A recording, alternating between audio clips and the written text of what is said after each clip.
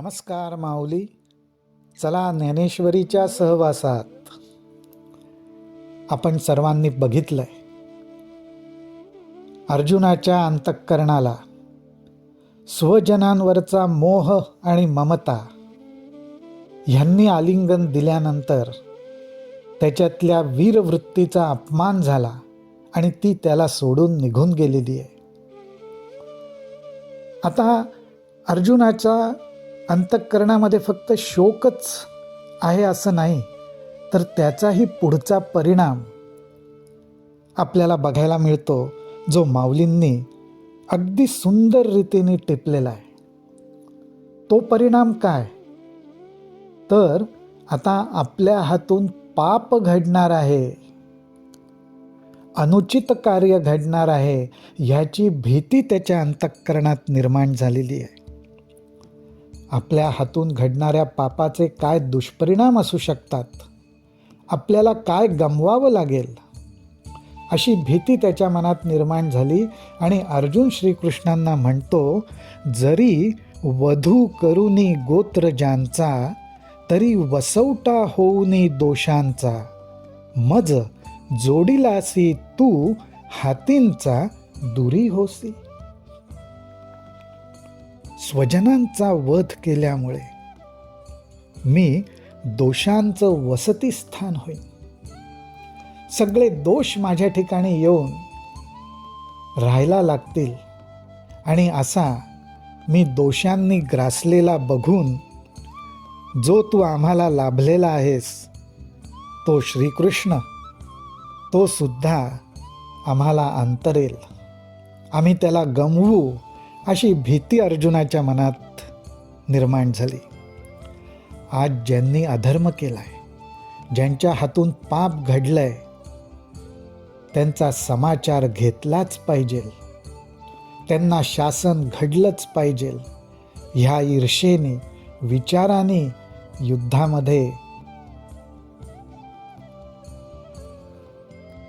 युद्धामध्ये सहभागी झालेल्या अर्जुनाच्या मनात आता मोह ममतेबरोबरच पापाच्या विचाराने, अनुचित कर्म करण्याच्या विचाराने सुद्धा घर केलेलं आहे.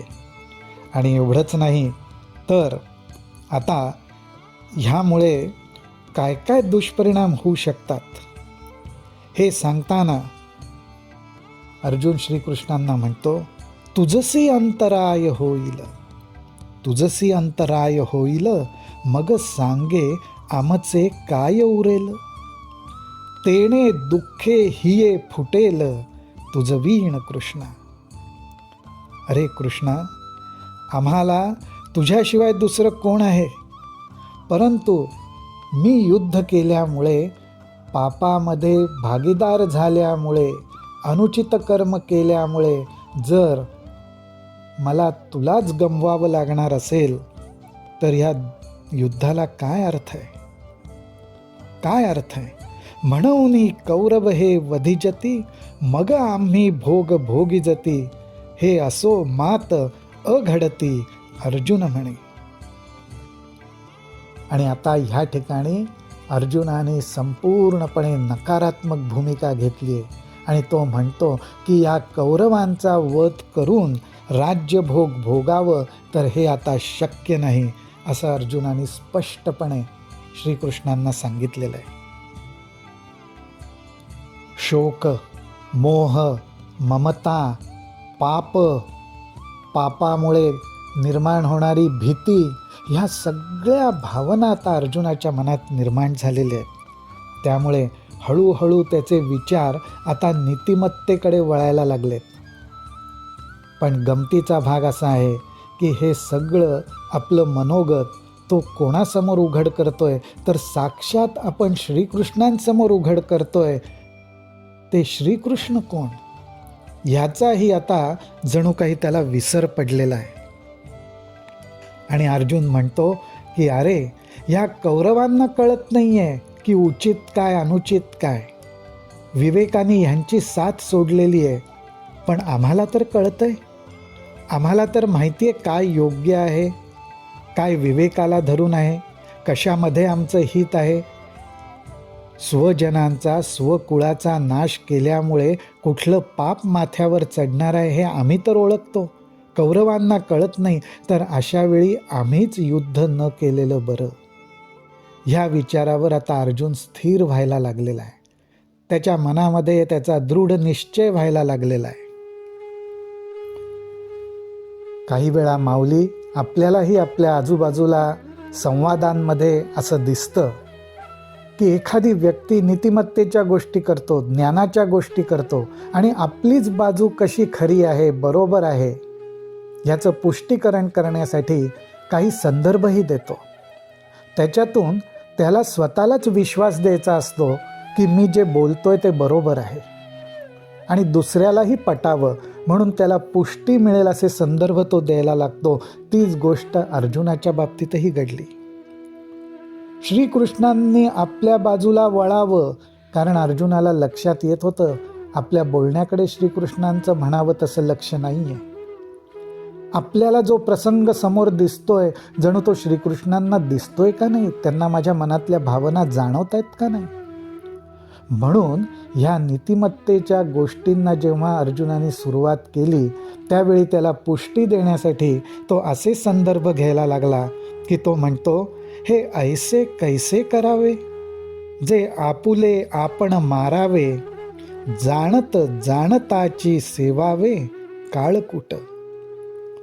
हाजी मार्गी चालता पुढा सिंह जाहला अवचिता, तो तव चुकविता लाभू आथी. असता प्रकाशु सांडावा मग अंधकूप आश्रावा, तरी तेथ कवणू देवा लाभू सांगे. अर्जुन म्हणतोय श्रीकृष्णांना, अरे हे सगळे कौरव स्वजन आपलेच आहेत आणि आता आपल्याच हाताने त्यांना मारायचं हे कसं काय शक्य आहे. एखादी गोष्ट विष आहे असं म्हटल्यानंतर त्याचं सेवन करावं का.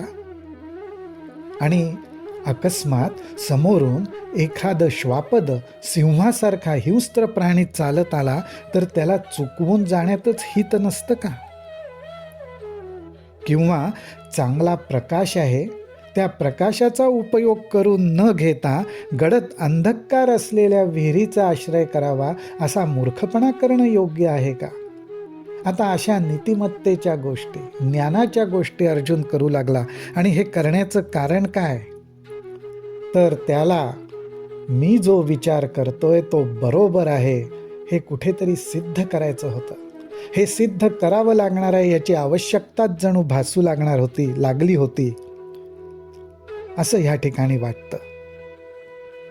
आणि म्हणून पुढे जाऊन अर्जुन श्रीकृष्णांना म्हणतो, ऐसे पार्थ तिये अवसरी म्हणे देवा अवधारी, या कल्मशाची थोरी सांगेन तुझं. आणि मग ह्या प्रसंगी अर्जुन परत देवाला म्हणतो की ह्या स्वजनांबरोबर करण्याच्या युद्धामुळे व त्यांचा आम्हाला जो वध करावा लागणार आहे त्या पापाचे किती भयंकर परिणाम होतील ते मी तुला सांगतो. ते श्रीकृष्णा तू आता बघ. माऊली, असा हा संवाद पुढे चाललेला आहे.